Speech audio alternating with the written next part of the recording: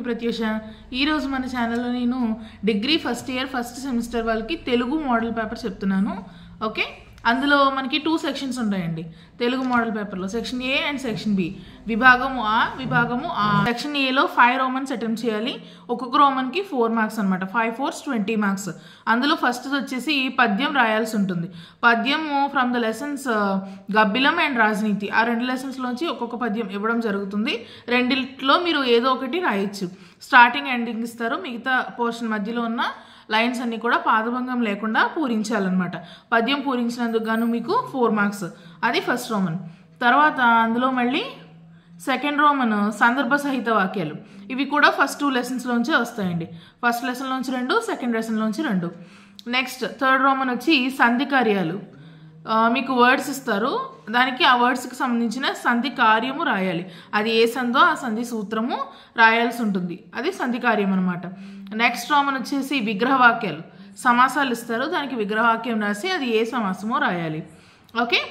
And next Roman వచ్చి అలంకారాలు. ఈ అలంకారాలని లక్షణాలతో సమన్వయం చేయాలన్నమాట.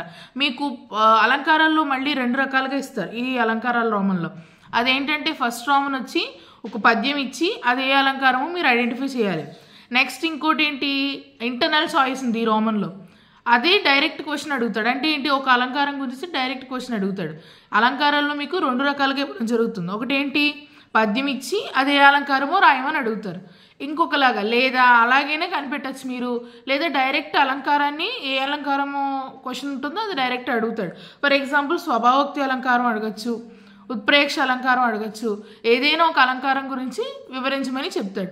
సో మీరు ఇచ్చిన పద్యాన్ని బట్టి అది చూసి అది ఏ అలంకారమో కనిపెట్టి దాని గురించి అయినా రాయొచ్చు. లేదా ఇచ్చిన డైరెక్ట్ క్వశ్చన్ ఏ అలంకారం అయితే అడుగుతారో దాని గురించి అయినా రాయొచ్చు. అందులో ఇంటర్నల్ చాయిస్ అనేది ఉంది. 6th రోమన్ వచ్చేసి ఛందస్సు. ఛందస్సు ఏంటంటే ఒక సెంటెన్స్ అనేది ఇస్తారండి.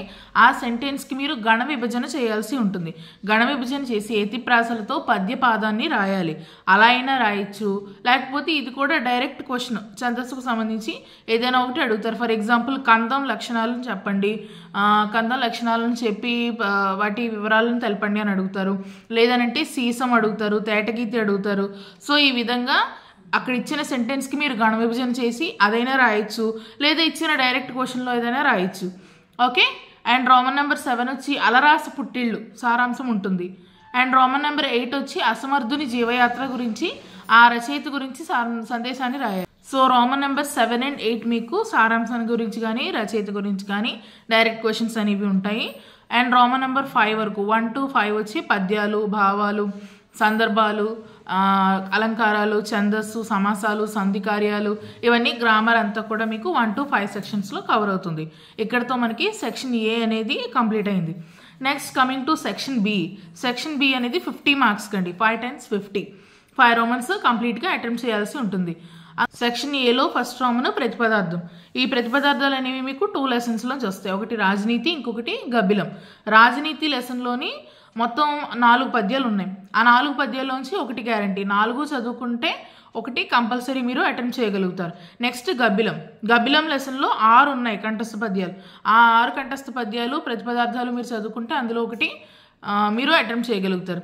సో 2 చదవాల్సిన అవసరం లేదు. ఇంటర్నల్ చాయిస్ ఉంది కాబట్టి ఏదో ఒక లెసన్ ప్రిపేర్ అయితే సరిపోతుంది. అది రాజనీతి అయినా గబ్బిలమైనా.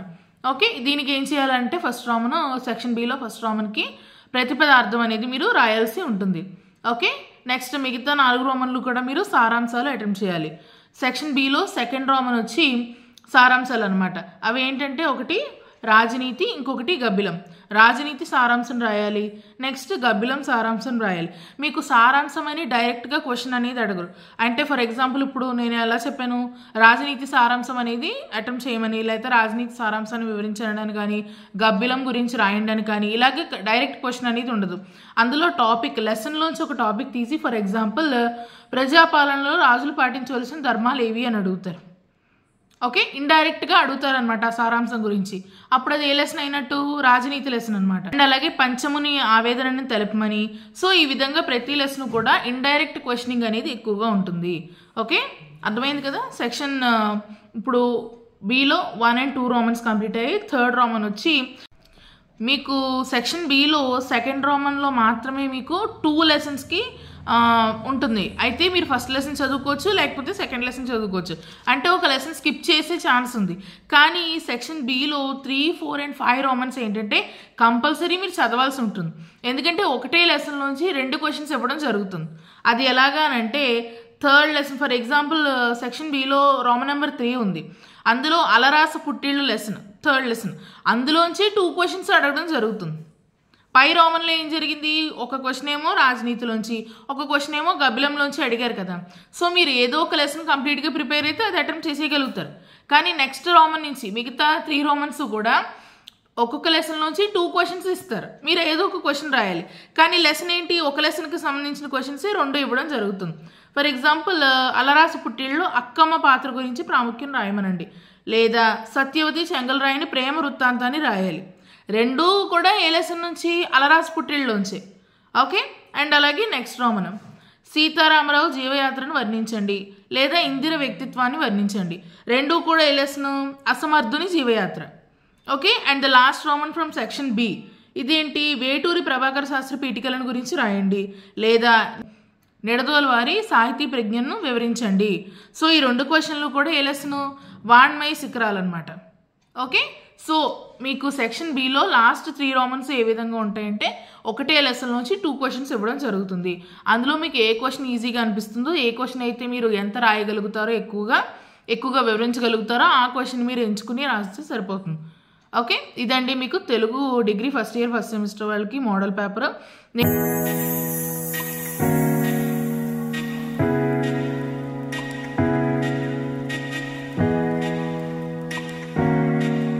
Degree first year first semester వాళ్ళకి Telugu important questions video already చేయడం జరిగింది, షార్ట్ వీడియో. దాని లింక్ మీకు డిస్క్రిప్షన్లో ఇస్తాను, ఒకసారి చూడండి. అండ్ ఇలాంటి ఇన్ఫర్మేటివ్ వీడియోస్ కోసం please like, share and subscribe learn with me Pratyusha. And if you have any doubts please mention me in the comment box. I'll make sure I'll reply for that. Okay. And please support me and like, share and subscribe. Learn with me Pratyusha.